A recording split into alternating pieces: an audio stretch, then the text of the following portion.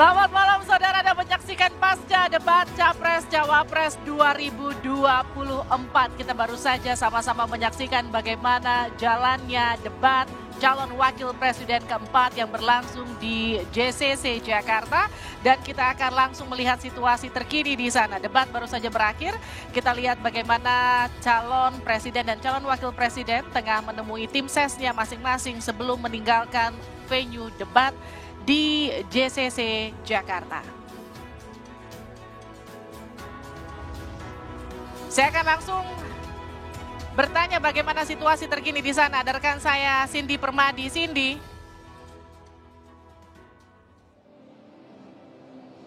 Ya, Livi, selamat malam. Laporan terkini dari sana, pandangan mata Anda, Cindy? Iya, baru saja selesai. Ini yang sama-sama kami rekan media tunggu adalah nantinya masing-masing paslon, capres dan juga cawapres nomor urut 1, 2, 3 juga didampingi oleh tim pemenangan yang masing-masing akan menyampaikan pernyataannya pasca debat. Ini juga menjadi salah satu rangkaian yang kalau kita lihat dari debat-debat sebelumnya juga selalu dilakukan. Nah, masih melakukan ramah tamah di dalam pasca debat dan kalau kita juga memerhatikan tadi jalannya debat dalam 6 segmen tadi, dari awal sampai segmen terakhir atau segmen penutup sebenarnya apa yang disampaikan oleh ketiga paslon atau ketiga calon wakil presiden ini kurang lebih sama dengan apa yang sudah dibocorkan oleh tim pemenangannya masing-masing. Misalnya kalau kita melihat dari calon wakil presiden nomor urut 1 Muhaimin Iskandar, yang ditekankan adalah soal etika, kemudian juga pupuk, nelayan, petani. Ini juga menjadi materi yang kalau selama kampanye Muhaimin Iskandar kerap disampaikan. Nah, kemudian kalau dari calon wakil presiden nomor urut 2 Gibran Rakabuming Raka, yang juga disampaikan adalah soal hilirisasi, keberlanjutan, kemudian ekonomi kreatif. Bagaimana keluar dari middle income trap, ini juga adalah hal-hal yang kerap disampaikan oleh paslon nomor urut 2 ketika melakukan kampanye. Juga untuk nomor 3, calon wakil presiden nomor urut 3 Mahfud MD, sesuai juga sama apa yang sudah dibocorkan oleh tim pemenangannya, yaitu melihat dari background Mahfud MD akan menyampaikan gagasannya dengan menjadikan penegakan hukum sebagai landasannya. Nah, itu yang tadi kurang lebih disampaikan oleh ketiga calon wakil presiden, mendefinisikan visi, misi, dan juga program kerjanya dalam tema terkait dalam 6 segmen tadi. Yang masih sama-sama kami tunggu adalah ketiga calon wakil presiden didampingi calon presidennya dan juga tim sukses masing-masing menyampaikan bagaimana hasilnya, apakah mereka sudah saling sama-sama memenuhi ekspektasi dan juga target dari tim pemenangannya, kemudian juga bagaimana menanggapi masing-masing dan paslon lainnya. Livi. Menarik yang terjadi di sana sih di sepanjang jalan debat.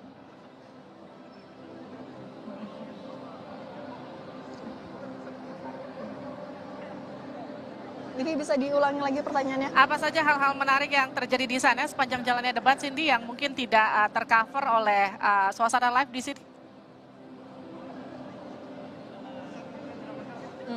Ya, kalau untuk apa yang terjadi di dalam sebenarnya juga terbatas sekali akses kami media. Yang kami lihat kurang lebih sama dengan apa yang ditampilkan di layar kaca, karena kalau media juga sudah diberikan aksesnya hanya di area luar saja, di area selasar dan juga ruang media.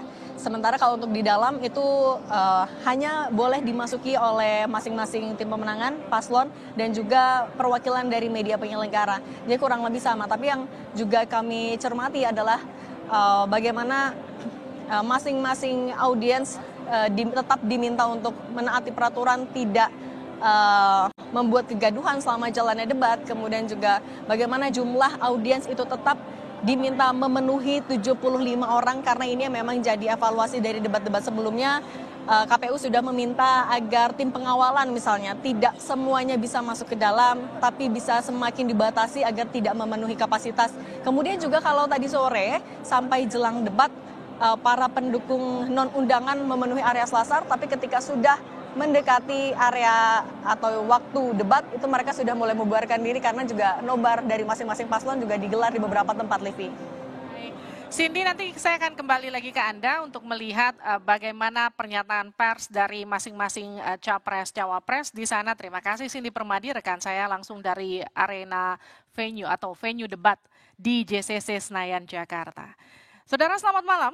kita sama-sama sudah menyaksikan bagaimana jalannya debat keempat Pilpres 2024. Ketiga calon wakil presiden sudah memaparkan visi misi hingga beradu gagasan dalam tema debat pembangunan, berkelanjutan dan lingkungan hidup, sumber daya alam, energi, pangan, agraria, serta masyarakat adat dan desa. Kita akan langsung bahas bagaimana debat cawapres tadi. Sudah hadir di studio 1 Menara Kompas ada Idham Arsyad. Ini adalah juru bicara Timnas Anies Muhaimin. Selamat malam. Ada juga Diah Roro, juru bicara tim kampanye nasional Prabowo Gibran. Selamat malam, Mbak Roro. Selamat malam, terima kasih. Juga Andre Rahadian dari tim sukses atau tim ses Ganjar Mahfud. Selamat malam. Kita juga kehadiran panelis pada malam hari ini, Fahmi Radi, pengamat ekonomi energi Universitas Gadjah Mada. Selamat malam. Malam. Oh, UGM. Selamat malam juga para pendukung dari tim ses nomor urut 1. Para pendukung nomor urut 2. Dan para pendukung nomor urut 3. Meriah sekali malam hari ini. Saya langsung berbincang ke Pak Idham dulu. Pak Idham, jadi bagaimana tadi jalannya debat yang Anda saksikan? Ini adalah debat kedua cawapres. Saya kira calon wakil presiden dari 01 mengeksekusi sangat baik. Seluruh tema yang disampaikan, dijelaskan secara baik, disampaikan ide gagasannya. Nah yang paling penting sebenarnya kita lihat bahwa ada inti pokok yang selalu ditegaskan oleh Pak Muhaimin adalah keberpihakan. Karena seluruh tema yang kita bahas di sini itu berkaitan tentang hidup hajat orang banyak. Jadi tema mengenai pengelolaan sumber daya alam, lingkungan, pangan, desa dan agraria. Kalau kita pras itu berkaitan tentang kehidupan manusia, kehidupan umat manusia, dan itu sebenarnya muaranya ke pasal 33 ayat 3 Undang-Undang 45. Dan itu ditegaskan secara tegas oleh Pak Muhaimin bahwa ini nggak bisa dikelola secara serampangan. Harus berpihak, harus melibatkan masyarakat, harus mengajak dialog sama masyarakat adat. Kalau tidak, maka kita akan menyaksikan apa? Kerusakan lingkungan, kita akan menyaksikan konflik agraria, dan itu sering banget kita lihat kejadian-kejadian akhir ini. Yang paling tegas disampaikan adalah kasus Rempang. Rempang itu satu contoh bahwa di mana pembangunan strategis nasional itu kemudian tidak melibatkan masyarakat lokal sehingga berbuah kepada sengketa. Baik. Mbak Roro, lalu bagaimana dengan jalannya debat kalau menurut kacamata Anda dari cawapres nomor urut 2? Alhamdulillah kalau saya amati berjalan dengan sangat lancar, mulai dari awal hingga akhir dan banyak sekali penekanan yang kemudian dilontarkan dan disampaikan. Kembali lagi bahwa ini tema yang sangat relevan terhadap pembangunan negara Indonesia bukan hanya 5 tahun ke depan tapi hingga 50 tahun ke depan. Jadi Mas Gibran mampu untuk kemudian memaparkan sebagai perwakilan anak muda gitu ya di Indonesia, dan tentunya beliau juga sebagai anak muda ini merupakan isu-isu yang sangat amat relevan. Ibaratnya itu Mas Gibran banget gitu. Dan alhamdulillah tadi mulai dengan bagaimana hilirisasi di lintas sektor gitu ya, bukan hanya di sektor energi saja.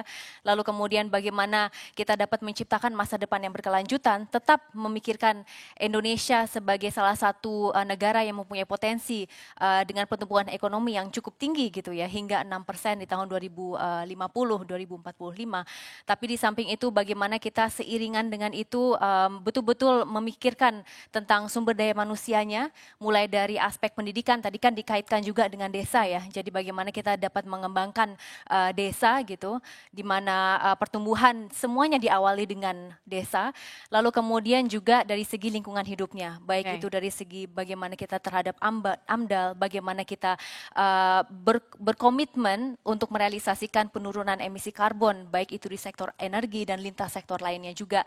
Jadi saya sangat bahagia gitu ya dengan tadi hasilnya, dan mudah-mudahan pada intinya kita bisa merealisasikan masa depan yang berkelanjutan tersebut. Baik. Pak Andre, bagaimana dengan perform dari cawapres Anda pada malam hari ini? Ini isu yang Prof Mahfud banget. Jadi kalau kita lihat dari awal statement pembuka 4 menit itu sudah disebutkan semua isu 8 topik. Dirangkum dengan sangat baik. oleh Prof. Mahfud yang intinya adalah kemakmuran bagi rakyat. Bagi rakyat Indonesia dimulai dari azas kemanfaatan, pemerataan penggunaan sumber daya, partisipasi masyarakat, dan juga penghormatan pada hak-hak rakyat yang turun-temurun. Jadi ini masyarakat adat. Jadi 8 topik yang tadi disampaikan ini sudah disebut dari awal oleh Prof. Mahfud dan terus disampaikan sampai akhir bahwa dari peraturan, dari pelaksanaan yang sekarang, yang perlu diperbaiki adalah pelaksanaan, adalah penegakan hukum. Bahwa 8 topik ini intinya harus memberikan kemakmuran kepada masyarakat Indonesia. Dan itu yang dibahas satu persatu secara runtut, menjawab pertanyaan yang disampaikan. Dan kita lihat bahwa dalam sesi tanya jawab pun penekanan mengenai pelaksanaan dan penegakan hukum ini selalu dibawa. Jadi saya rasa ini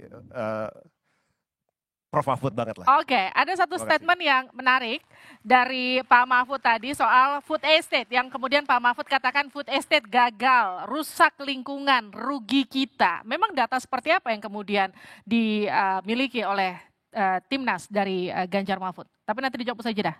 Kita akan kembali.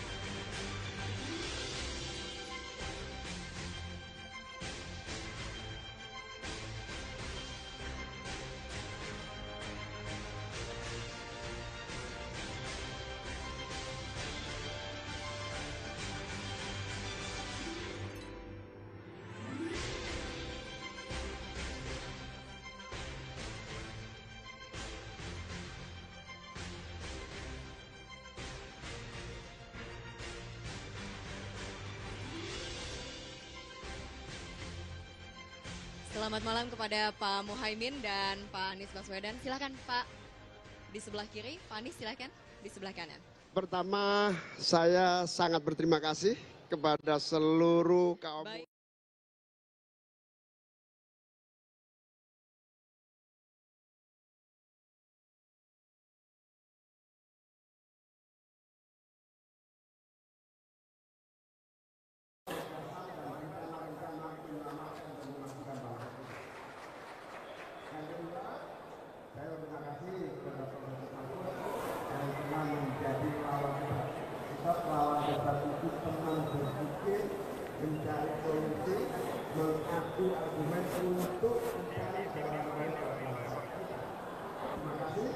Semoga debat ini terjaga menjadi kekuatan untuk menyangga wibawa dari gagasan pikiran dan cita-cita kita semua. Nah, yang ketiga, saya bentar lagi mau telepon Pak Lembong. Bukan minta masukan, bukan. Telepon Pak Lembong, ada yang rindu rupanya. Baik, terima kasih Pak Muhaimin. Pak Anies ingin menambahkan? Ya, ada 3 kata atas apa yang dikerjakan Gus Muhaimin malam ini.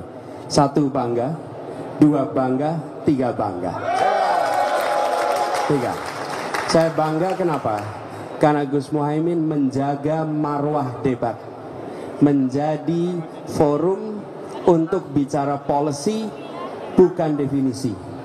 Menjaga forum ini sebagai forum menunjukkan bagaimana kepemimpinan yang ditawarkan. Kepemimpinannya level kebijakan, bukan level yang teknis, yang sama sekali jauh dari tingkat kepemimpinan nasional. Yang kedua, menunjukkan sikap yang menghormati lawan bicara, menghargai dan tidak sedikit pun merendahkan. Debat. Karena seperti dikatakan tadi, lawan debat adalah teman berpikir. Dan Gus Imin menunjukkan kepada kita sikap yang terhormat. Dan itu semua didasari apa? Semua mulai dari etik. Semua mulai dari etika. Kalau etik itu dihormati, ditinggikan, maka perilaku akan mencerminkan itu. Dan tadi kita menyaksikan, saya rasa seluruh rakyat Indonesia malam hari ini bisa menyaksikan. Bukan hanya gagasannya, tapi etika dalam forumnya ditunjukkan. Kenapa? Karena ini level nasional yang nantinya akan menjadi contoh bagi seluruh anak bangsa di dalam berperilaku keseharian. Saya bangga atas apa yang tadi disampaikan oleh Gus Muhaimin, dan saya yakin rakyat Indonesia pun melihat ini sebagai contoh bagaimana berdialog secara terhormat. Terima kasih. Baik, terima kasih Pak Anies, Pak Muhaimin. Kini kami berikan kesempatan kepada teman-teman media untuk memberikan pertanyaan. Mohon mengangkat tangan, menyebutkan nama dan nama media. Silakan, Mas. Baju coklat, betul. Selamat malam Pak Anies, Pak Muhaimin. Saya ingin bertanya mengenai konten di debat tadi yang paslon nomor 2 menggunakan gimmick dalam penyampaian debatnya. Bagaimana komentar Pak Anies dan Pak Muhaimin mengenai hal tersebut? Lalu persiapan Pak Anies mengenai di debat terakhir Pak, yang akan dimulai dalam pekan depan. Bagaimana Pak persiapannya? Apakah akan tampil menyerang kembali atau ada strategi-strategi lain Pak? Terima kasih. Baik, silakan dijawab langsung Pak Muhaimin. Iya, ini tes. Ya, debat ini adalah keseriusan kita untuk menata bangsa. Kegagalan seluruh pembangunan kita hari ini, kita selalu terjebak pada gimmick-gimmick yang tidak pernah membawa kepada perbaikan. Kita harus pada substansi dari pembangunan kita. Sehingga gimmick-gimmick bagi saya itu membahayakan keberlangsungan visi dan misi kita terlaksana. Baik, Ya, Pak Anies. saya tambahkan ini, Ya. meneruskan saja. Kalau substansinya kuat, tidak perlu banyak atraksi. Rumus itu. Kalau substansinya kuat, tidak perlu banyak atraksi. Tapi kalau substansinya lemah, harus ditutupi dengan atraksi. Oke? Itu sederhana sekali. Yang kedua, ketika kita menyampaikan gagasan, akan bisa terlihat mana gagasan yang otentik, mana yang kosmetik. Oke? Anda akan bisa menyaksikan di situ. Jadi, bagi kami, ini adalah sebuah kesempatan bagi rakyat untuk melihat mana yang substantif dan mana yang otentik. Karena pada merekalah kita perlu titipkan kepercayaan untuk masa depan Republik ini. Terkait debat terakhir, terlalu awal kalau dibicarakan sekarang. Kita tunggu waktunya nanti ya. Baik, Oke. kami berikan kesempatan. Satu lagi nggak apa-apa ya Pak ya? Baik, satu pertanyaan lagi kepada teman-teman media. Mohon angkat tangan, baik, silahkan. Malam Pak Anies, Gus Imin, Diana dari CNN mau tanya 2 pertanyaan. Yang pertama soal komitmen anti nikel. Tadi 02 agak mengarahkan sebenarnya apakah menanyakan sebenarnya lebih 01 apakah anti nikel atau tidak. Kemudian yang kedua, tadi Gus Imin kalau saya tidak salah dengar hanya berterima kasih kepada Pak Mahfud. Ini artinya bahwa menilai Mas Gibran tidak menjadi teman debat yang baik pada malam hari ini. Terima kasih Gus, Pak. Baik, silakan. Ya, kita bukan anti nikel atau anti tambang, tapi kita tidak ingin gegabah merusak lingkungan. Itu intinya. Sehingga nikel atau tambang kita harus berdampak pada kemakmuran semuanya, bukan segelintir orang. Yang kaya boleh terus kaya, tapi yang lain jangan menikmati limbahnya. Sama-sama kaya, sama-sama nikmat. Itulah yang kita inginkan. Yang kedua, Pak Mahfud telah menjadi teman debat yang produktif, yang menjaga kewibawaan debat kita malam ini sehingga punya masa depan yang lebih baik buat visi kita ke depan. Sampai di situ aja udah. Sudah cukup, Pak Anies mau menambahkan? Udah, saya rasa kita semua sudah lihat, sudah cukup. Tinggal sekarang silahkan rakyat Indonesia membandingkan, menyandingkan, dan ambil keputusan kepada siapa kewenangan itu akan diberikan. Baik, terima kasih banyak kami ucapkan. Terima kasih banyak kami ucapkan kepada Pak Anies dan juga Pak Muhaimin. Selamat malam, kami persilahkan.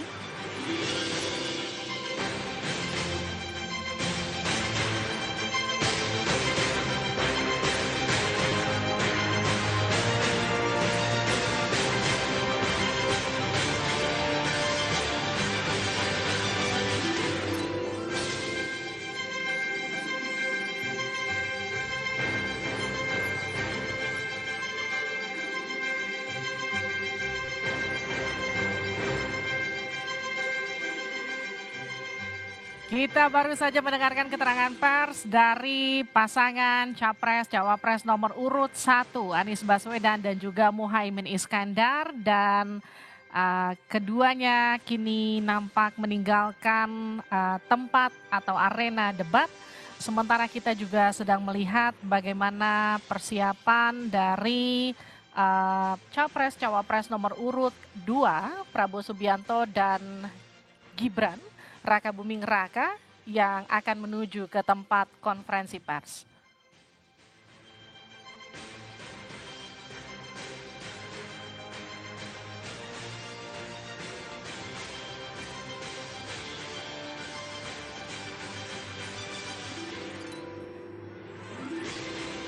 Baik, di studio 1 Menara Kompas masih bersama saya Idam Arsyad, juru bicara Timnas Anies Muhaimin. Ada juga Dia Roro, juru bicara tim kampanye nasional Prabowo Gibran. Juga Andre Rahadian dari tim sukses atau tim ses Ganjar Mahfud. Juga kehadiran dua panelis pada malam hari ini, ada Dwi Andrea Santosa, guru besar dan kepala pusat bioteknologi Institut Pertanian Bogor. Juga Fahmi Radi, pengamat ekonomi energi Universitas Gadjah Mada. Kita akan membincang dan juga mengupas tuntas apa saja yang terjadi pada debat malam hari ini. Dan kita kembali ke JCC untuk mendengarkan keterangan pers dari Capres-Cawapres nomor urut 2 Prabowo Subianto dan Gibran Raka Buming Raka. Debat pada malam hari ini. Ya, terima kasih sekali. Malam ini berkesempatan untuk bertukar pikiran dengan Prof. Mahfud dan juga Gus Muhaimin. Ya, semoga debat malam ini memberikan gambaran ya tentang kemana nanti arah bangsa ini akan melangkah. Terima kasih. Baik, untuk Pak Prabowo mungkin ingin menambahkan tanggapan dari Mas Gibran. Baik, yang pertama tentunya kami ucapkan terima kasih kepada KPU yang telah menyelenggarakan acara debat ini yang keempat dalam keadaan yang lancar, tertib, dan juga stasiun televisi yang menyelenggarakannya, Amtek ya dengan Metro TV. Dengan Metro TV dan semua penyelenggara kami ucapkan terima kasih. Kemudian tentunya tadi saya sangat bangga lagi ternyata Mas Gibran kembali menunjukkan kapasitas, kemampuan, penguasaan terhadap masalah ekonomi. Jadi ya kami turut bangga dan benar, saya kira rakyat sudah semakin jelas melihat arah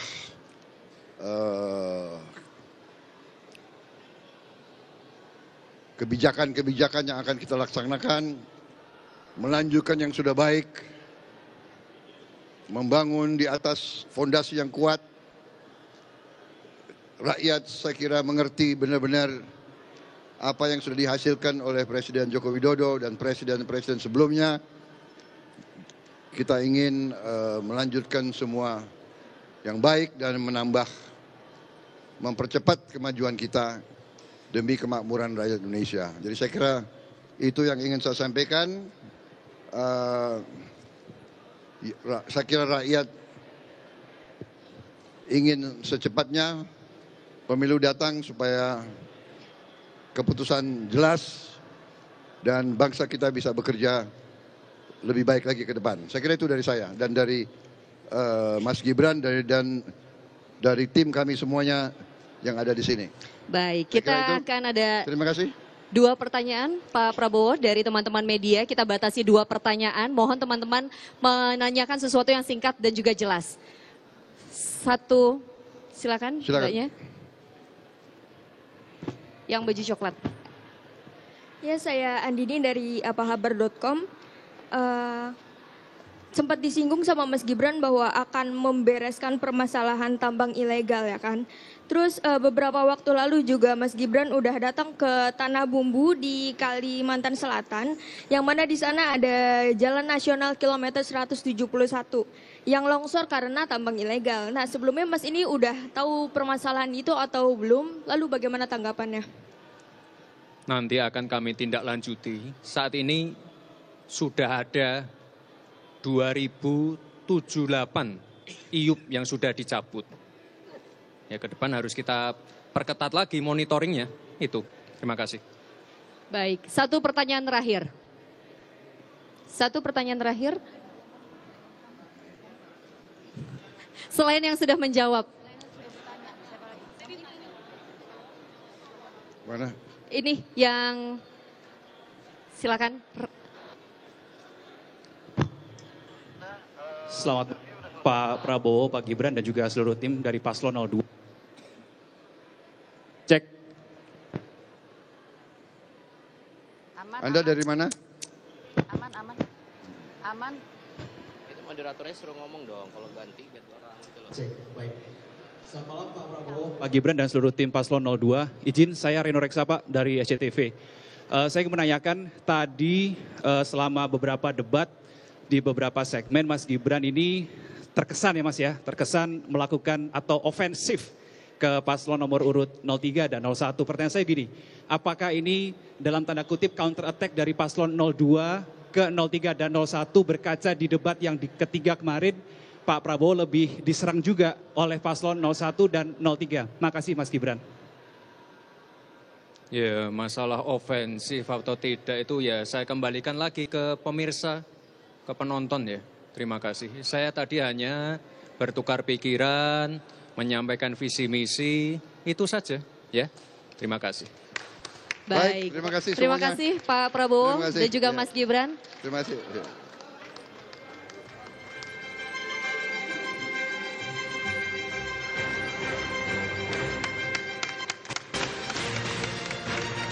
Baik, terima kasih. Dimohon untuk tim dari Pak Prabowo dan juga Mas Gibran untuk bisa meninggalkan lokasi.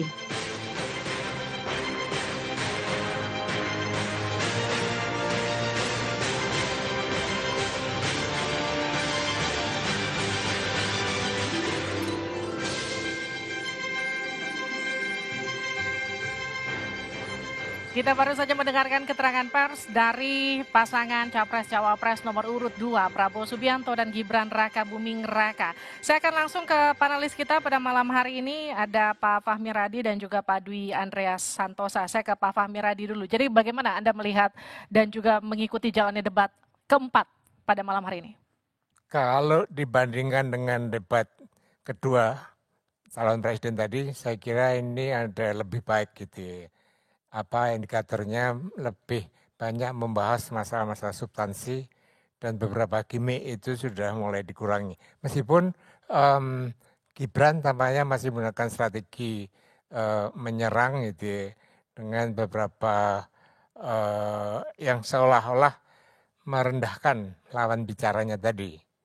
Nah kemudian juga KPU sudah menetapkan bahwa singkatan harus ada suatu penjelasan itu. Tampaknya Gibran melakukan dan tampaknya sengaja gitu ya, pada saat membahas tentang green inflation. Okay. Mestinya ada penjelasan apa yang maksud green inflation supaya substansinya itu dibahas itu. Tapi di luar itu saya kira ketiganya lebih baik dibanding dengan debat sebelumnya. Baik, saya ke Pak Dwi Andreas. Jadi bagaimana Anda melihat jalannya debat malam hari ini? Ya, kebetulan kan tadi kami di kompas.com ya juga mengikuti itu melalui dalam arti diskusi yang disiarkan secara langsung melalui YouTube. Memang ada beberapa catatan bagi kami, debat Ya, sebagaimana debat ya, dalam arti banyak hal yang normatif yang disampaikan di sana.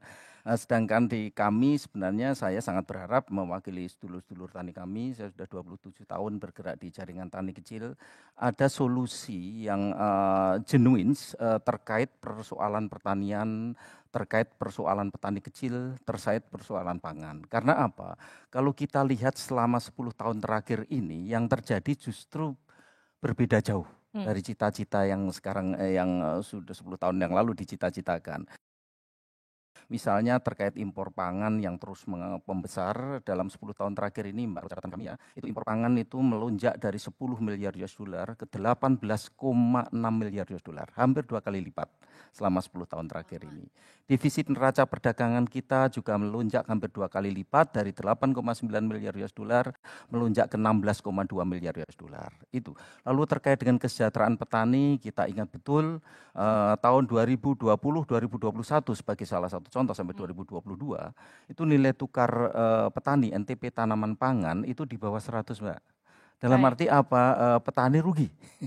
Dan ini kami alami sendiri ketika kami diskusi dengan sedulur-sedulur tani kami, mereka mengalami kerugian antara 250.000 sampai 1 juta rupiah per panen, per tanam. Jadi itu lalu kemudian ada hal yang lain kalau kita melihat sensus pertanian tahun 2023 yang barusan dipublish oleh BPS juga terjadi penurunan. Penurunan yang relatif bagi kita sebenarnya tidak kita inginkan, bahwa sektor pertanian, petani ini terus mengalami pemburukan. Itu sebenarnya yang penting. Baik, terima kasih Pak Dwi Andreas. Tepuk tangan dulu untuk semua narasumber kita pada malam hari ini. Kita akan kembali bergabung ke arena debat untuk mendengarkan keterangan pers dari pasangan Capres-Cawapres nomor urut 3. Jawaban dan gagasan sudah merasa cukup tersampaikan tadi pada saat debat, Pak Mahfud MD.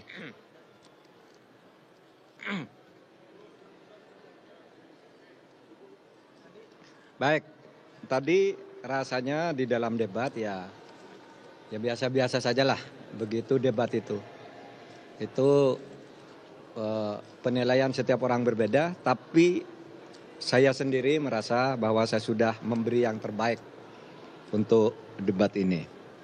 Nah, oleh sebab itu karena ini debat terakhir untuk Cawapres, saya ingin sampaikan terima kasih kepada Pak Jokowi karena 5 tahun yang lalu atau 4,5 tahun yang lalu beliau meminta saya menjadi Menko Polhukam. Saya semakin banyak belajar dan tahu bahwa beliau itu sangat peduli terhadap kesejahteraan rakyat dan kebaikan rakyat. Itulah sebabnya pada tahun ini saya bersedia pula ketika diminta menjadi cawapresnya Pak Ganjar Pranowo, karena apa yang saya peroleh selama menjadi menterinya Pak Jokowi itu bisa saya lanjutkan di zaman atau di dalam tugas-tugas Pak Ganjar Pranowo kalau sudah menjadi presiden nanti, karena Pak Ganjar dan Pak Jokowi itu sama-sama merupakan presiden rakyat. Itu aja. Kalau dari Pak Ganjar, ada tanggapan terkait penilaian tadi penampilan debat dari Pak Mahfud MD? Baguslah. Karena untuk pertama kali saya kira Pak Mahfud menginspirasi. Ada pertanyaan yang harus dijawab, tapi beliau sampaikan tadi, ini pertanyaan nggak perlu dijawab. Gitu. Dan itu menginspirasi. Saya melihat, oh iya ya, kadang-kadang pertanyaan itu tidak perlu dijawab gitu ya. Dan beliau sampaikan secara terbuka, menurut saya itu bagus untuk mengedukasi semuanya dan Pak Mahfud menyampaikan dengan firm betul itu. Baik, terima kasih Pak Ganjar, Pak Mahfud. Tapi kita berikan kesempatan untuk teman-teman media. Boleh yang paling ujung? Silakan sampaikan nama dan dari media mana. Perkenalkan saya Laura dari TV One, mau tanya buat Prof Mahfud. Tadi kata Gus Imin, Prof lawan debat yang baik. Kalau bagi Prof Mahfud sendiri, siapa lawan debat yang baik dan kenapa? Kemudian terus tadi ada pertanyaan dari Mas Gibran yang dibilang receh-recehnya gimana Prof? Terima kasih. Gini, semua lawan debat itu menurut saya baik. dia atau mereka sudah mempersiapkan diri, seperti halnya saya juga. Soal pertanyaan receh itu, ya bagian dari gimmick aja. Karena dia kan juga gimmick kan, sesuatu yang ditanyakan, lalu dianggap, oh bukan itu pertanyaannya, padahal pertanyaannya memang itu. Nah, saya katakan, ini kok jawabannya receh banget, enggak usah dilanjutkan, saya bilang. Saya kembalikan ke moderator, sudah waktu saya serahkan moderator, saya tidak akan gunakan, sisa waktu tidak ada gunanya. Debat kayak gini, kan cuma gitu, itu bagian gimmick saja dari debat. Baik, berikutnya pertanyaan kedua, silakan yang baju putih di tengah. Boleh silakan nanti disebutkan nama dan juga dari media mana. Ya, selamat malam. Terima kasih kesempatannya. Saya Firda dari Detikcom. Izin bertanya pada Prof. Tadi soal pertanyaan dari rival Anda, Gibran Rakabuming, soal greenflation yang Anda menolak menjawab, yang ternyata menolak menjawab tadi Prof bilang karena gimmick juga. Kalau begitu boleh dielaborasi soal komitmen Anda dan Mas Ganjar soal greenflation yang merupakan konsekuensi dari transisi ramah lingkungan yang kemudian menciptakan suatu krisis gitu, greenflation. Apakah bagaimana Anda nantinya mewanti-wanti ketika kebijakan ekonomi hijau ini diterapkan itu tidak menimbulkan perlawanan, penolakan dari masyarakat seperti demo rompi kuning yang tadi disinggung sama Mas Gibran. Bagaimana komitmen Anda? Terima kasih. Gini, saya bukan tidak mau menjawab, saya sudah menjawab dengan benar. Tapi dia yang tidak ngerti konsep itu. Sehingga dibilang, loh kok jawabannya lain. Loh jawaban saya itu karena pertanyaan itu. Oleh sebab itu, saya bilang ke moderator, udahlah kembalikan ke moderator aja. Ini tidak bisa dilanjutkan debat kayak gini. Karena masalahnya sudah dijawab, lalu bilang belum dijawab. Kan itu hanya gimmick aja bilang begitu. Maka saya bilang ini receh kalau gitu. Pertanyaan baliknya receh, kan begitu.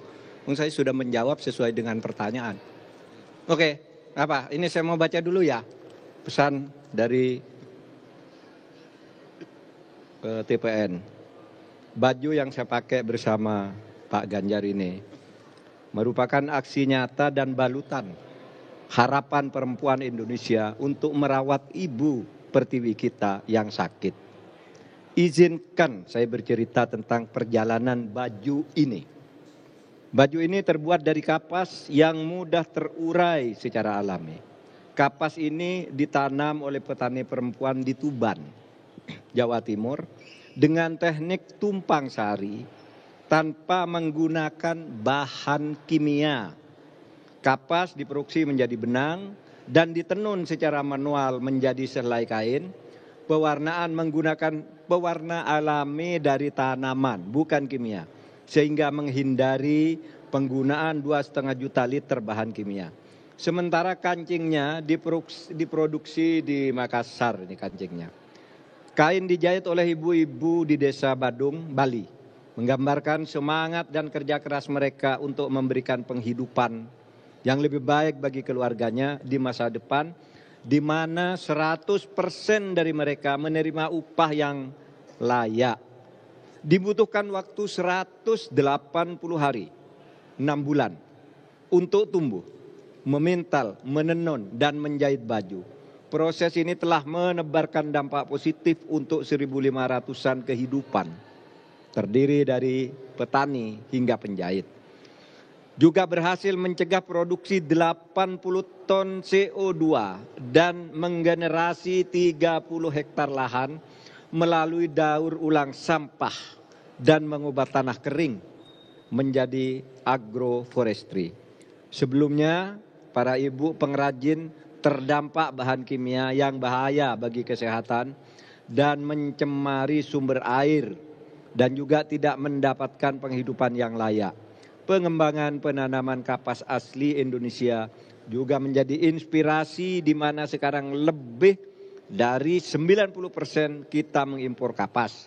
Padahal di tahun 1940 sampai 1950 Indonesia adalah salah satu produsen kapas global terbesar. Akhirnya, saudara, karena ini topiknya topik tentang lingkungan dan kelestarian alam, apa pesannya? Kisah yang saya sampaikan tadi membuktikan bahwa kita bisa membangun Indonesia unggul yang adil dan lestari untuk seluruh rakyat. kita bisa hidup layak dan berkembang di rumah kita sendiri dengan menjaga kearifan lokal dan keberagaman. Pembangunan ke depan harus melihat bukan hanya aspek ekonomi, tetapi juga lingkungan dan sosial untuk sebesar-besar kemakmuran rakyat. Cukup ya? Baik, terima kasih Pak Mahfud MD dan juga Pak Ganjar Pranowo, Capres-Cawapres 03. Boleh maju ke depan dan diabadikan momen fotonya bersama dengan rekan-rekan wartawan. Oke. Lebih rapat lagi Pak, boleh maju ke depan sedikit? Iya.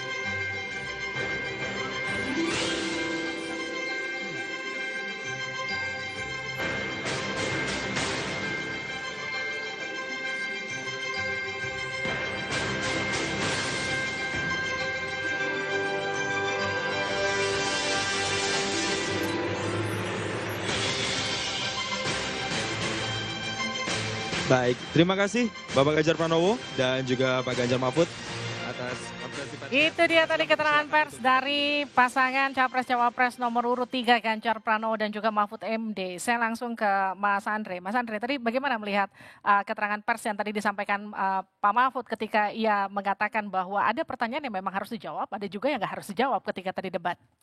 Ya, karena saya lihat tadi disampaikan juga bahwa itu pertanyaan udah dijawab. Dan setelah dicek memang benar. Jadi pertanyaan balik tanggapannya tidak perlu ditanggapi lagi. Jadi itu saya simple jawaban dari Prof. Mahfud bahwa yang dijawab sudah benar, sudah sesuai dengan apa yang dimaksud. Memang pronunciation saya agak membingungkan ya, saya juga pertama nggak terlalu ngerti gitu ya apa yang dimaksud.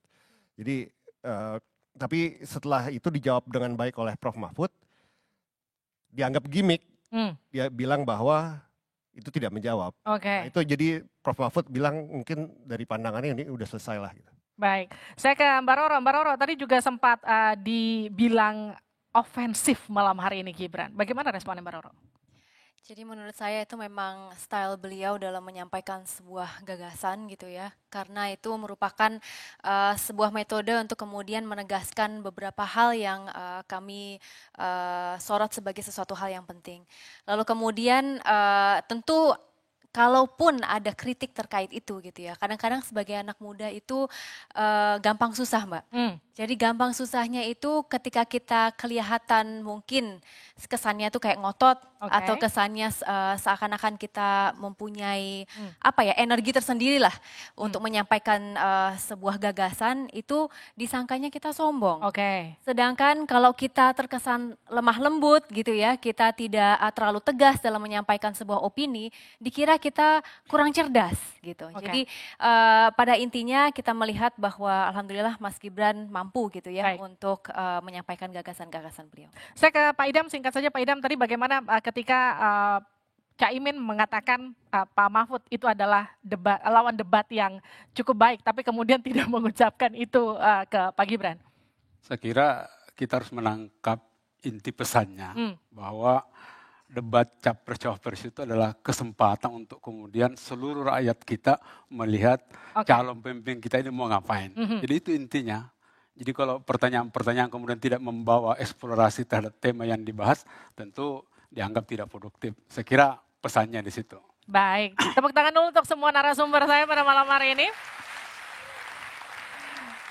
Tapi tidak hanya berbincang dengan narasumber, kita juga akan melihat apa saja yang kemudian fakta-fakta yang dikemukakan berdasarkan data yang tadi disampaikan para cawapres sepanjang debat keempat. Rekan saya Nitya Anissa akan menjabarkannya untuk Anda. Silakan Nitya. Terima kasih Levi. Karena kalau bicara gimmick, bicara aksi, oke lah ini bagian dari debat, tapi yang tidak boleh dilupakan adalah substansi.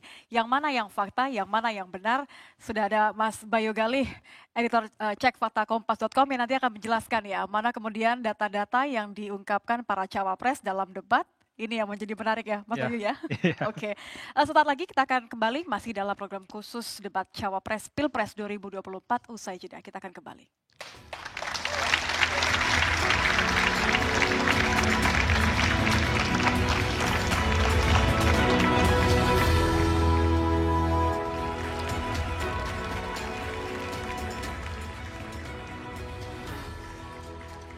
Anda kembali bersama kami di pasca debat yang fokusnya kali ini adalah Cawapres di Pilpres 2024.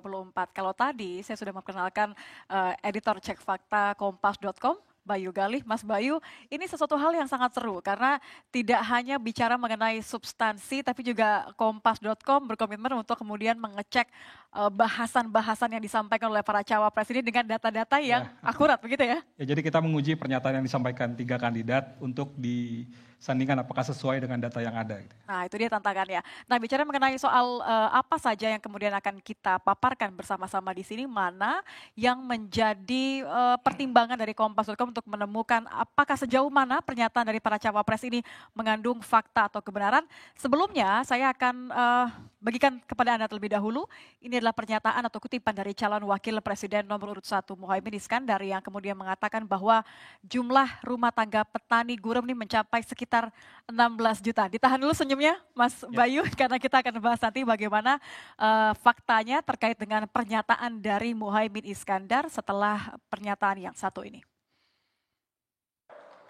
Hari ini kita menyaksikan bukti bahwa hasil sensus pertanian BPS menunjukkan bahwa 10 tahun terakhir ini telah terjadi jumlah petani rumah tangga petani gurem berjumlah hampir 3 juta. Ini artinya 16 juta rumah tangga petani hanya memiliki tanah setengah hektar. Tadi pernyataan dari para cawapres ini kemudian diolah bersama-sama di war room ya. Boleh diceritakan lebih dahulu Mas Bayu bagaimana kemudian prosesnya ketika saat seorang cawapres menyebutkan statement tertentu, kemudian tim dari cek fakta kompas.com juga langsung mengeceknya berdasarkan data-data yang ada. Jadi adalah ketika seorang kandidat menyampaikan pernyataan ya, atau sebuah klaim atau sebuah data yang kita perlu juga menguji sebenarnya apakah data yang diambil itu sesuai dengan yang ada di fakta yang ada gitu sebenarnya gitu ya. Karena biasanya klaim itu bisa disampaikan tapi tidak banyak yang mau mengecek apakah sesuai dengan datanya gitu ya. Ini juga tadi menarik ketika berada di war room bersama dengan cek fakta kompas.com adalah beberapa data yang menjadi referensi atau kita mencocokkan begitu ya dari cek fakta mencocokkan berdasarkan katakan saja Kementerian Kehutanan misalnya begitu. Ini ada suatu hal yang juga menjadi tantangan nampaknya ya. Iya memang kita bagaimanapun juga kan yang punya data resmi itu pihak-pihak seperti kementerian atau BPS dan segala macamnya. Jadi kita masih merujuk data itu juga meskipun kita juga menggunakan data-data yang di luar pemerintah seperti organisasi masyarakat sipil, NGO dan lain-lainnya. Oke, berarti yang satu ini tadi kan sudah saya bocorkan sedikit ya pernyataan yang akan kita cek faktanya. Pernyataan dari cawapres nomor urut 1 Muhaimin Iskandar terkait dengan jumlah petani gurem. Kita akan tampilkan terlebih dahulu ini kutipannya. Hari ini kita menyaksikan hasil sensus pertanian BPS ini sudah kode nih bahwa berdasarkan data dari BPS. Berarti kan yang dilakukan langsung oleh cek fakta kompas.com adalah mengeceknya ke BPS. BPS ya, oke. 16 juta rumah tangga petani hanya punya tanah setengah hektar. Ini jumlahnya hampir 3 juta. Kita akan cek faktanya seperti apa? Ya kita lihat memang Caimin menyoroti kondisi Indonesia yang sebenarnya masyarakat agraria gitu. Tapi ternyata penguasaan lahan lebih banyak yang definisinya petani gurem. Tadi ketika Caimin bilang ada semacam penambahan 3 juta, kita lihat dari datanya dari 2013 kemudian sampai 2023 memang bertambah menjadi 16,89 juta gitu ya. Jadi memang pernyataan Muhaimin cukup memudahkan ketika dia mengucapkan sumbernya dari BPS, jadi kita tinggal cek dari BPS gitu ya. Benar nggak angkanya sama? Tapi kan tadi kalau Muhaimin mengatakan 16 juta, ini masih ada 16,89. Tapi kan juta loh.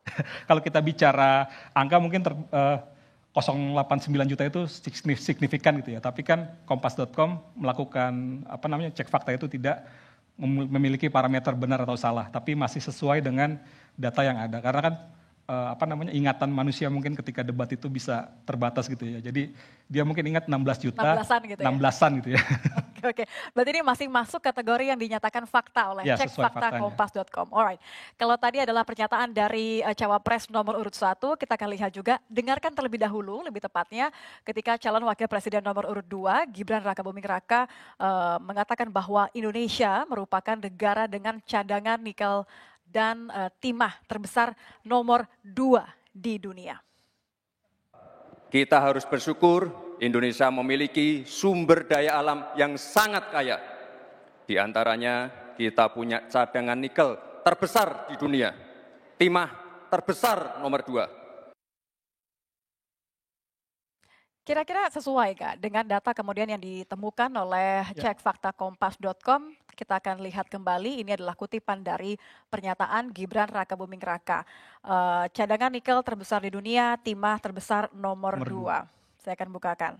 Ya kalau kita lihat datanya memang masih sesuai data yang ada gitu ya. Bahwa memang Indonesia punya cadangan nikel besar. Makanya ketika sekarang fokus kendaraan listrik itu juga membutuhkan banyak bahan daya nikel. Ternyata memang cadangan nikel kita memang ada 21 juta metrik ton. Ya. Itu kurang lebih sama seperti yang dimiliki Australia, tapi masih dalam skala yang terbesar gitu ya. Oke, tapi kalau timah bagaimana? Tadi kan disebutkan juga bahwa masih terbesar. Kalau timah memang sesuai dengan pernyataan Gibran, sesuai datanya gitu kan, bahwa dari sumber Kompas ID, cadangan timah kita itu masih terbesar tapi masih di bawah Cina. Jadi tetap nomor 2 benar ya? Terbesar di dunia. Oke, berarti pernyataan Gibran mengenai cadangan nikel dan timah Indonesia terbesar di dunia dan nomor 2 terbesar di dunia ini dikategorikan sebagai sesuatu yang benar atau masih fakta. Sesuai faktanya. Sesuai dengan fakta.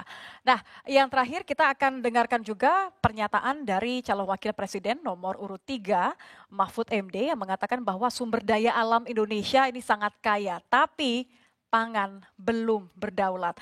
Sehingga petani makin sedikit memiliki lahan pertanian, tapi subsidi pupuk semakin besar. Saudara, sumber daya alam kita sangat kaya, tapi pangan belum berdaulat.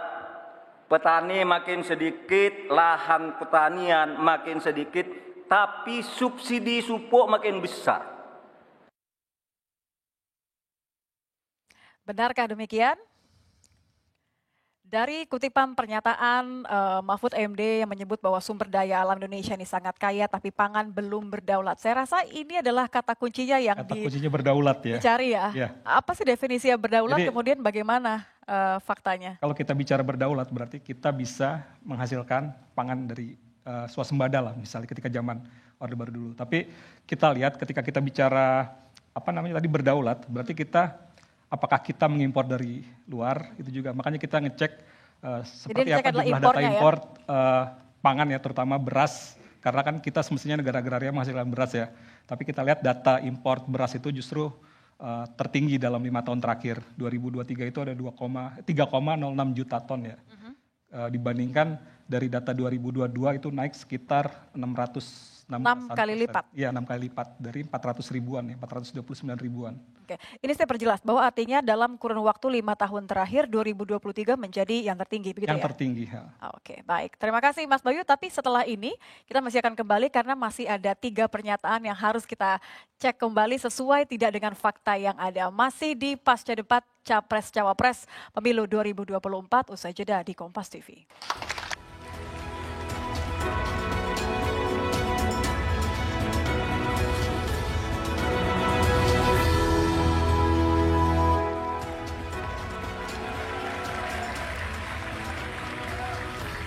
Anda kembali bersama kami di pasca debat Capres Cawapres 2024. Saya minta tepuk tangannya dulu pada malam hari ini.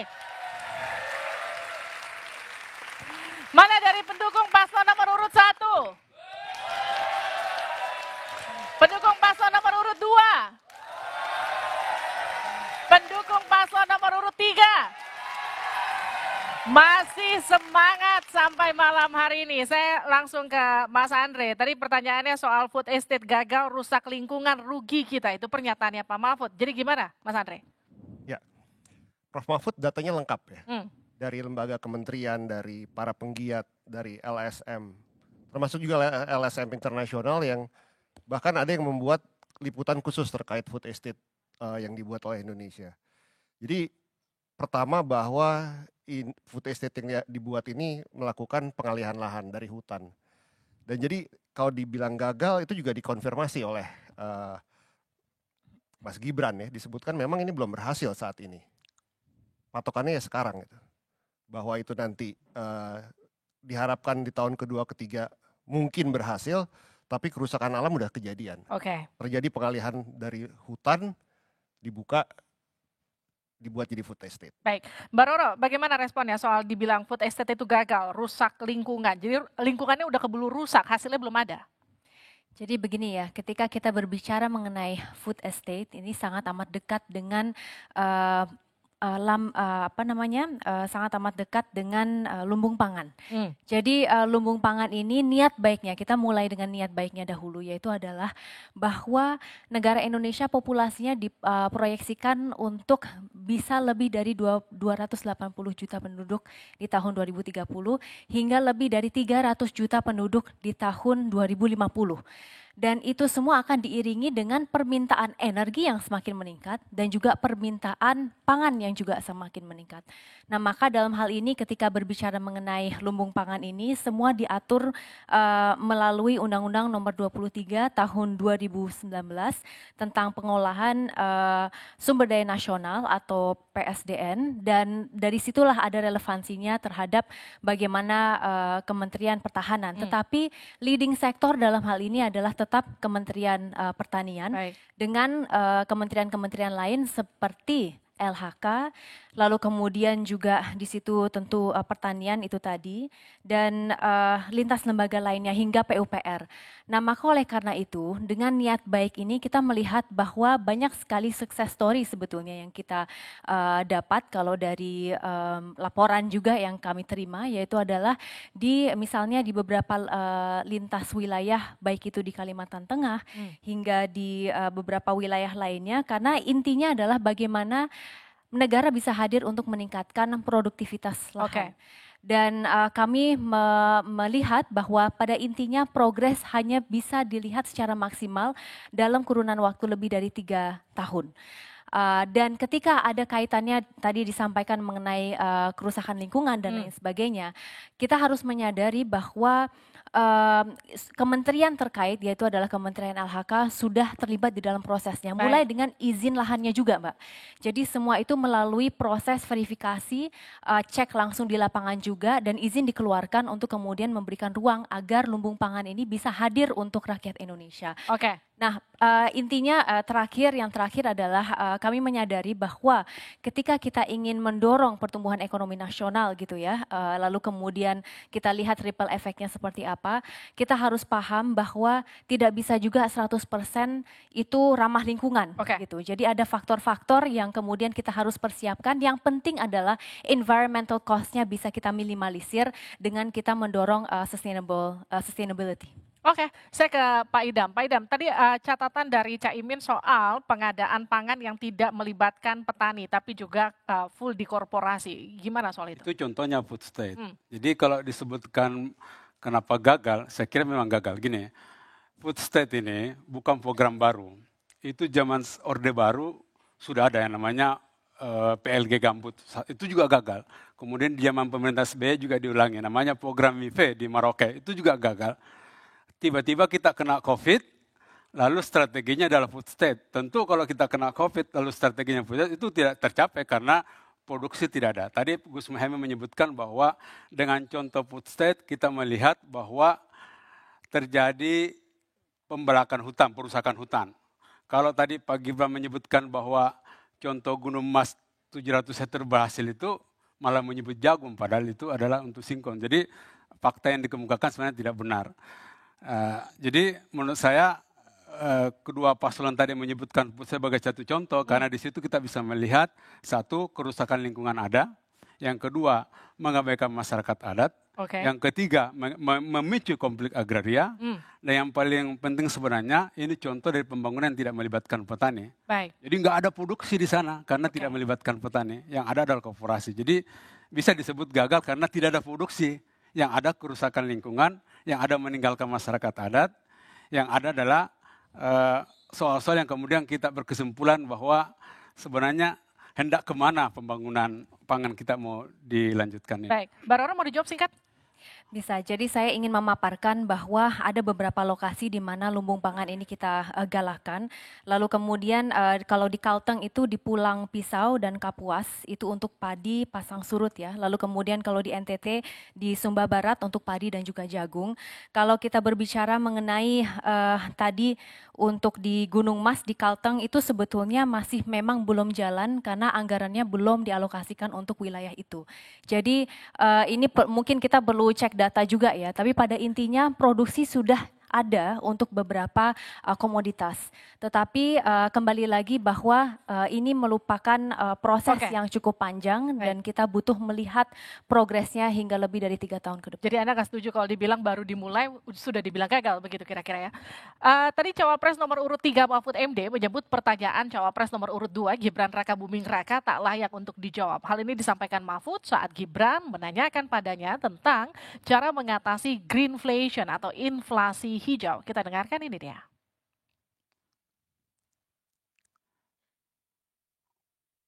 Bagaimana cara mengatasi greenflation? Terima kasih. Masih ada waktu, Bapak Gibran. Aturan, istilah Kami sampaikan kembali terminologi atau singkatan, mohon untuk dijelaskan. Tidak saya jelaskan karena kan beliau kan seorang profesor. Sesuai dengan aturan. Greenflation adalah inflasi hijau. Baik, untuk mengatasi inflasi hijau. Apa sih inflasi hijau? Itu kan ekonomi hijau. Ekonomi hijau itu adalah ekonomi sirkuler, ya, di mana sebuah proses pemanfaatan produk ekonomi, pangan misalnya, atau apa, produksi apapun diproduksi, kemudian dimanfaatkan, di recycle. Kalau untuk mengatasi inflasi itu tentu yang paling gampang kan kebijakan-kebijakan. Diatur saja jatahnya. Di sini kan harus ada data. Kecenderungannya di sini begini, kebijakannya harus begini. Kecenderungannya di sini begini, kebijakannya harus begini. Nah itulah yang kita pahami tentang ekonomi hijau. Saya nyari-nyari di mana ini jawabannya. Kok nggak ketemu jawabannya? Oke, saya langsung ke Pak Dwi Andreas. Jadi gimana Pak melihat jawaban dan juga pertanyaan soal greenflation itu tadi? Sudahkah terjawab? Iya, sebenarnya dari Mas Gibran sendiri juga kurang jelas ya terkait greenflation. Greenflation itu kan menunjukkan terkait dengan pengembangan energi terbarukan. Di pengembangan energi terbarukan itu banyak komponen-komponen individual yang menyusun pengembangan energi terbarukan. Nah, itu komponen-komponen itu mengalami peningkatan, kan? Bisa peningkatan karena komponennya bertambah, bisa mengalami peningkatan karena price dari komponen tersebut bertambah. Jadi itu sebenarnya yang dimaksud dengan greenflation. Mas Gibran juga tidak jelas sama sekali sebenarnya. Untuk itu kenapa kok hal yang seperti itu muncul. Lalu Pak Mahfud sudah barang tentu karena pertanyaannya juga nggak jelas, jawabannya juga nggak jelas juga itu. Jadi yang satu ke sana, sini ke kiri. Tapi yang dimaksud seperti tadi Mbak terkait greenflation tadi. Dalam arti komponen-komponen individual yang menyusun misalnya untuk energi terbarukan. Oke. Jadi itu. Pak Fahmi bagaimana soal jawaban dan juga pertanyaan soal greenflation? Iya, jadi tadi Gibran tidak menjelaskan apa yang dimaksud dengan greenflation sendiri itu. Nah, memang dalam green economic tadi itu memang ada kecenderungan untuk tercapainya green inflation tadi kalau cost atau pembiayaan dari pengembangan energi baru terbarukan itu jauh lebih tinggi tadi. Sehingga menimbulkan adanya semacam inflasi tadi itu ya. Nah, tapi sekarang ini kan kondisi dari green economy di Indonesia sendiri ini kan masih sangat minim gitu ya. Tadi juga diungkap juga misalnya indikator ketercapaian energi baru terbarukan. Baik. Itu tidak tercapai. Misalnya pada tahun 2024 mestinya itu 23%. Tapi sampai sekarang ini masih sekitar 15,8%. Okay. Ini tidak tercapai tadi. Jadi sebenarnya itu jauh lebih penting dan itu sebenarnya diungkap juga tadi data tentang tidak tercapainya indikator dari energi baru terbarukan itu. Tapi ketiganya tidak mengungkapkan bagaimana mengatasinya untuk mencapai karena nanti target pada tahun 2030 itu 44% gitu ya. Kemudian ujungnya pada 2060 itu kan mestinya akan tercapai zero emission tadi gitu ya. Oke. Nah ini hal penting yang justru tidak muncul dan bagaimana mengatasinya atau bagaimana mencapai target yang ditetapkan tadi. Oke, tadi kan ada catatan dari Caimin soal hilirisasi yang dianggap ugal-ugalan dan juga tenaga kerja asing yang juga mendominasi. Bagaimana kemudian Anda menanggapi ini? Tapi nanti dijawab sejenak, tetap bersama kami.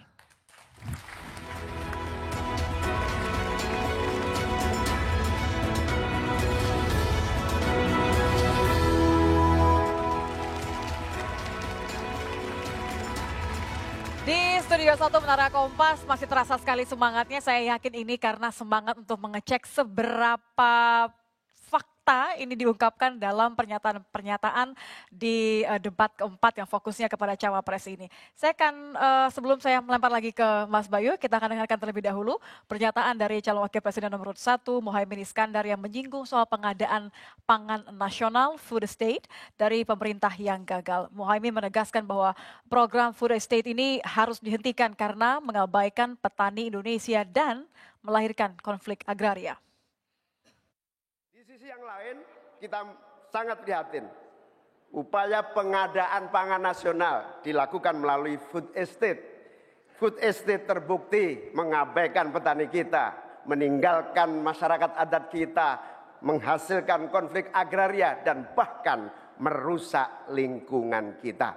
Ini harus dihentikan. Ini harus dibuktikan kalau versi kita ya. Karena kata-kata yang dipakai oleh Caimin tadi adalah terbukti. Kita coba akan lihat terlebih dahulu kutipannya, betul terkait dengan food estate ini terbukti mengabaikan petani kita, bahkan menghasilkan konflik agraria.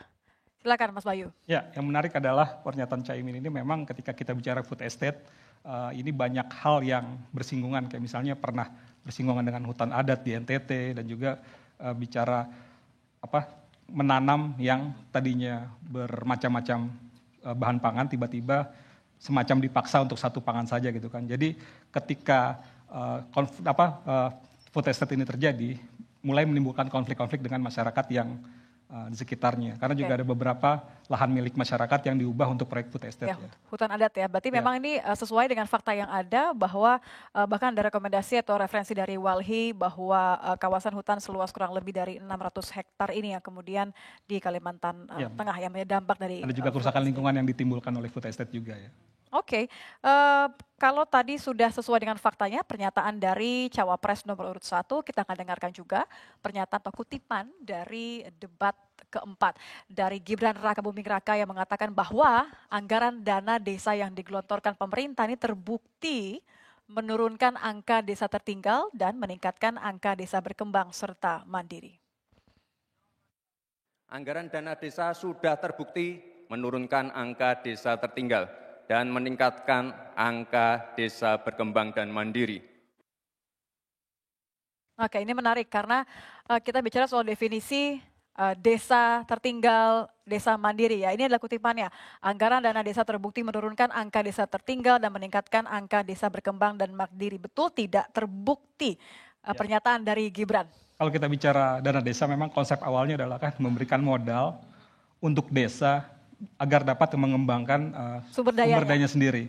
Jadi ketika itu akhirnya berdampak positif dan kita lihat memang yang pernyataan Gibran ini sesuai dengan datanya gitu ya. Banyak dana desa ini bisa dimanfaatkan sejumlah desa untuk lebih mandiri, lebih memiliki pemberdayaan untuk mengalami peningkatan lah dari segi ekonomi ya. Oke, dan ini juga data dari 2018 dan 2021 yang memang mengalami penurunan sangat drastis ya, status desa yang sangat tertinggal. Jadi sepakat bahwa pernyataan Gibran dalam konteks ini adalah sesuai dengan fakta. Oke. Yang terakhir dari calon wakil presiden nomor 3, Mahfud MD, ketika visi misi ini menyampaikan bahwa proyek food estate yang dilakukan pemerintah gagal dan merusak lingkungan. Maka kami punya program petani, bangga bertani di Laut Jaya, nelayan sejahtera. Jangan misalnya seperti food estate yang gagal dan merusak lingkungan, yang benar aja. Rugi dong kita. Terima kasih. Ya, food estate salah satu hot topic ya. Ini berkali-kali kemudian disebutkan, dilontarkan baik dari Cawapres nomor 1 maupun juga barusan dari Cawapres nomor 3 Mahfud MD.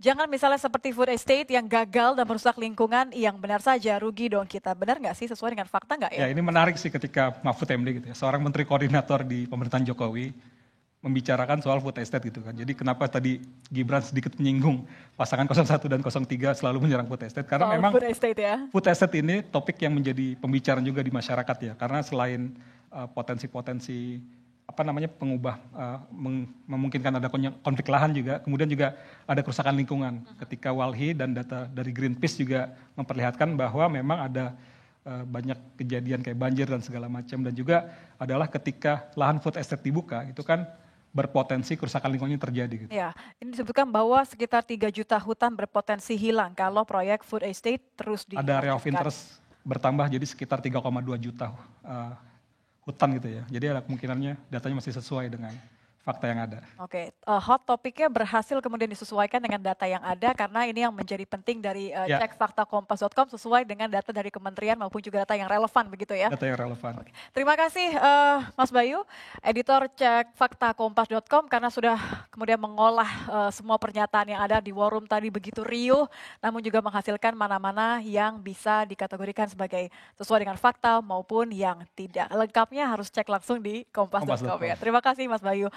Livi, tadi beberapa yang kita kutip nampaknya saya harus menagih Anda, melalui Anda nih ya, menagih ke jubir dari masing-masing cawapres. Benar nggak sih sejauh ini apa yang dinyatakan oleh para cawapres di debat keempat ini?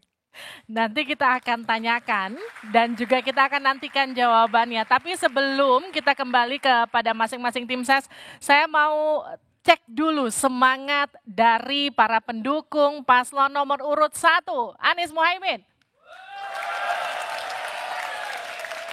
Pendukung paslon nomor urut 2, Prabowo Gibran. Pendukung paslon nomor urut 3, Ganjar Mahfud. Masih semangat. Panelis kita juga semoga masih semangat ya. Saya ke panelis kita malam hari ini, Pak Fahmi Radi. Tadi pertanyaannya soal hilirisasi ugal-ugalan dan juga tenaga kerja asing yang mendominasi. Ini pernyataan Caimin tadi.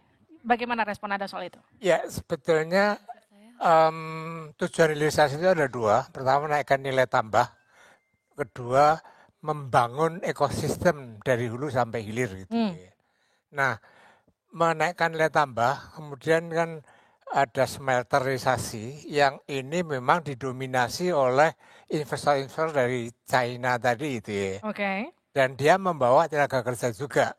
Nah, apakah nilai tambahnya naik gitu ya? Gibran mengemukakan bahwa ada kenaikan nilai ekspor. Nilai ekspor tadi dari sebelumnya, karena yang sebelumnya diekspor itu kan biji timah. Setelah diolah pada turunan pertama dan kedua diekspor, nilai ekspornya naik. Cuman pertanyaannya apakah nilai tambahnya naik? Ini 2 hal yang berbeda di value added tadi. Nah, ternyata ada data menyebutkan itu ya, bahwa nilai tambah yang dinikmati Indonesia dengan hilirisasi sampai sekarang ini hanya sekitar 30%. 70% itu dinikmati oleh investor asing dan dia membawa teknologinya, kemudian juga membawa tenaga kerjanya. Dan parahnya lagi, teknologi yang digunakan itu tidak memperhatikan safety system. Sehingga beberapa kali terjadi ledakan dan itu membawa korban manusia. Yang korban manusia itu tenaga kerja Indonesia gitu. Nah, ini barangkali gitu ya. Hilirisasi memang penting, tetapi harus dikembalikan pada tujuan menaikkan nilai tambah, membangun ekosistem tadi. Nah, ekosistemnya tadi mestinya dari hulu tadi, kemudian menghasilkan produk-produk turunan sampai menghasilkan baterai untuk mobil listrik. Nah, setelah baterai mobil listrik dihasilkan, baru ini kemudian melangkah ke mobil listrik tadi. Nah, kalau sekarang tidak, mobil listriknya yang diberikan berbagai insentif yang sangat berlebihan itu ya. Subsidi misalnya. Untuk mobil listrik itu kan tidak tepat sasaran karena yang beli mobil listrik itu kan orang kaya.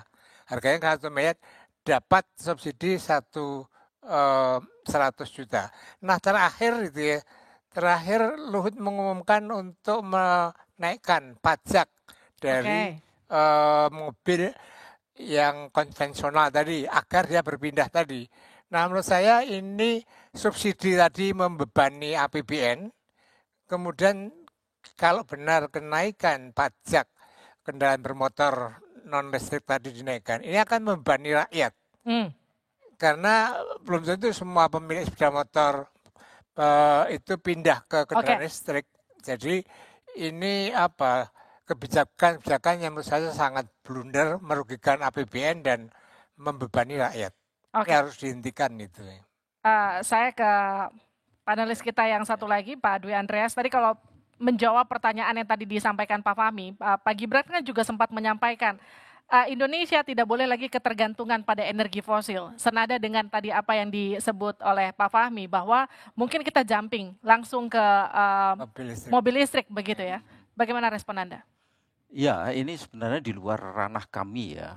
Dalam arti memang sektor pertanian ke depan mau tidak mau harus membantu terkait dengan renewable energy. Dan sektor pertanian sudah barang tentu sekarang misalnya sawit ya. Sawit kan digunakan untuk biodiesel. Lalu ada potensi yang lain misalnya Indonesia sebenarnya amat sangat cocok untuk pengembangan tebu. Walaupun kenyataan yang ada impor kita itu terus-menerus mengalami peningkatan. Tahun 2022 impor raw sugar kita sudah mencapai 6 juta ton. Baik. Itu jadi tapi potensi tebu karena kalau dari sisi kecocokan lahan dan iklim dan sebagainya itu tebu sebenarnya amat sangat cocok di Indonesia. Dan tebu menjadi salah satu alternatif sumber energi terbarukan.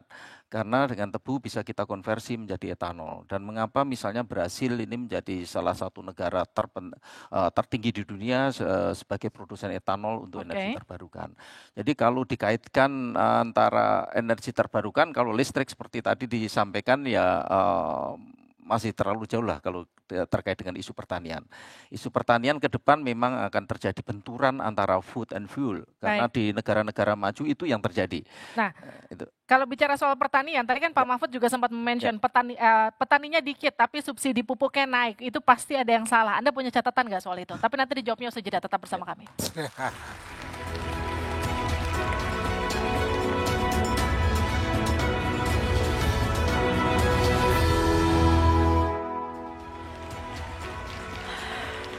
Luar biasa ini ya para pendukung di Studio 1 Menara Kompas yang luar biasa sekali antusiasmenya. Saya bisa katakan nampaknya sama ramainya dengan perbincangan di media sosial pasca debat keempat yang fokusnya terhadap Cawapres. Kita akan lihat bagaimana analisa dari tim digital Kompas TV. Sudah ada Haris Mahardiansyah, digital manager Kompas TV. Mas Haris, ini yang paling seru ya? Betul sekali. Yang ditunggu-tunggu kira-kira... Aku mulai dari siapa yang paling banyak diperbincangkan tapi melalui Google Trends terlebih dahulu ya. Ya, jadi malam ini kita mencoba membahas masing-masing cawapres di mesin pencari Google yang pertama, lalu nanti kemudian kita akan bahas di conversation di media sosial. Kalau kita lihat trennya di Google, itu kalau dengan kata kunci masing-masing cawapres, Muhaimin Iskandar, Gibran Rakabuming, dan juga Mahfud MD, maka sejak pukul 19, lalu kemudian puncaknya di sekitar 19.30. Mulai visi-visi berarti ya? Betul, ketika mulai mereka pemaparan, kemudian juga ada tanya jawab, itu Gibran Rakabuming memimpin gitu ya, dibandingkan dengan Muhaimin Iskandar dan juga Mahfud MD. Nah, apa yang sebetulnya dikaitkan dengan pencarian Gibran Rakabuming di Google ketika orang mencari Gibran Rakabuming, ini ternyata gimmicknya Gibran malam ini berhasil sekali dengan memakai jaket Naruto. Jadi ya betul, jadi orang kemudian mencari jaket Naruto tuh kayak apa, Uzumaki itu siapa gitu ya. Uzumaki itu kan nama klan ya yang kemudian di kartu Naruto, Uzumaki Naruto gitu. Nah ini yang kemudian dikaitkan dengan pencarian Gibran di mesin pencari Google. Karena jaketnya tadi ya? Yes, betul. Bagaimana dengan Mahfud MD? Ya, kemudian kalau Mahfud MD ini yang pertama Mahfud MD dosen di mana? Ini mungkin terkait dari pernyataan. Prof, ya? Betul, penyebutan Gibran berulang kali bahwa Mahfud MD itu kan profesor. Ini terkait juga dengan nomor 2 ini, pertanyaan Gibran ke Mahfud MD yang terkait tadi yang sudah kita bahas sepanjang acara, greenflation, betul, ekonomi hijau. Dan yang berikutnya Muhaimin Iskandar, nah ini yang baru juga nih, LFP. LFP ini yang alternatif dari nikel. Ini banyak belajar artinya ya. Betul. Artinya banyak orang kemudian mengecek apa sih yang dimaksud dengan greenflation, Ya. apa sih yang dimaksud dengan green jobs misalnya, dan terakhir Betul. apa sih yang dimaksud dengan LFP begitu. Betul, betul. Jadi memang istilah-istilah yang dipakai Gibran Rakabuming malam ini kemudian jadi perhatian netizen. Nah, jadi ini tercermin juga di percakapan. Oke. Nah, karena banyak menyita perhatian Gen Z lah ya, seperti yang ditargetkan oleh Gibran. Karena kita bisa lihat di sini Kata debat besar digunakan, setelah itu ada cawapres dan kemudian Gibran. Nah, apa yang kemudian terjadi? Nah, Gibran Rakabuming ini kemudian mengumpulkan cukup banyak reach, kemudian banyak juga yang mention dan engagement yang terjadi terhadap conversation atau percakapan terkait Gibran Rakabuming, kemudian sementara Mahfud MD dan Muhaimin Iskandar ini karena mereka tidak terlalu banyak mengeluarkan statement-statement yang memancing sehingga yang baru dan memancing nampaknya betul, ya. sehingga secara reach, mention dan engagement kurang lebih sama baik Mahfud maupun Muhaimin Iskandar. Oke, Gitu, jadi memang yang dilakukan oleh Gibran salah satunya dengan mengungkapkan atau menyebutkan kata-kata yang menuai pembicaraan di media sosial ini menjadi penyebab kenapa Gibran Rakabuming Raka menjadi salah satu top trending konteksnya dalam debat. Conversation, betul, dalam debat malam hari kali ini. Ya. Terima kasih Mas Haris karena Sama-sama, sudah Nitya. menganalisa apa yang menjadi tren di social media. Harapan saya sih, saya ingin kembalikan ke Livi dengan harapan bahwa apapun yang menjadi perdebatan ketika debat, yang menjadi perbincangan di media sosial, yang penting ini menarik hati para pemilih untuk datang 14 Februari untuk memilih sesuai dengan hati mereka, begitu ya Livi ya? Betul Nitya, terutama mereka yang tergolong pemilih bimbang, belum menentukan siapa yang kira-kira akan dipilih. Semoga jalannya debat yang tadi berlangsung, debat keempat yang dilakukan para cawapres, bisa membuat mereka ini menentukan siapa yang akan mereka pilih pada 14 Februari mendatang. Saya akan kembali ke panelis kita, ke Pak Dwi Andreas, tadi soal petani diketapi subsidi pupuk naik, itu kira-kira apa yang salah gitu? Ya, sebenarnya ini dari jaringan tani kami ya, dalam arti petani itu sebenarnya tidak, kalau boleh, kalau misalnya pemerintah bisa menjaga harga yang baik di tingkat usaha tani, pupuk sebenarnya nggak perlu disubsidi. Baik. Karena apa? Karena persoalan petani saat ini, bagaimana bisa mendapatkan pupuk tepat waktu dan tepat jumlah. Itu yang terpenting. Oke. Sehingga untuk itu kenapa yang berkali-kali kami usulkan ke pemerintah, lebih baik subsidi, yang sekarang ini subsidi itu sebenarnya ditujukan untuk perusahaan pupuk, Mbak. Jadi subsidi uangnya itu masuk ke PT Pupuk Indonesia. Kan? Untuk itu lebih baik uang yang kira-kira nilainya 30 triliun tersebut dibagikan saja ke petani. Jadi itu persoalannya. Jadi sehingga dan data juga menunjukkan hal yang berbeda. Data kami ya tahun 2013 subsidi pupuk itu 17,6 triliun. Produksi padi nasional itu 58. Lalu kemudian naik tinggi tahun 2019 itu subsidi pupuk mencapai 34 triliun. Hampir 2 kali lipat. Tapi bagaimana terkait peningkatan produksi justru turun. Baik. Produksi dari 85 juta ton, lalu kemudian turun hanya sekitar 4 juta ton. Jadi itu persoalannya. Jadi sebenarnya dari penilaian kami tidak ada korelasi positif antara subsidi pupuk dengan peningkatan produksi. Jadi itu yang terjadi. Sehingga untuk itu yang kami sarankan ke pemerintah, lebih baik uangnya serahkan ke petani, sehingga 100% anggaran yang ada di pemerintah itu betul-betul 100% masuk ke petani. Jadi itu. Saya akan langsung ke tim ses kita pada malam hari ini, Pak Idam Arsyad. Jadi apa saja catatan dan juga kemudian evaluasi yang terjadi pada debat malam hari ini? Saya kira gini, dengan tema debat dan seluruh pengungkapan data yang dikemukakan oleh paslon kita bisa memperkirakan bahwa masa depan Indonesia sebenarnya Pilpresnya menjadi penting karena kita akan berhadapan dengan satu situasi yang sangat berbahaya.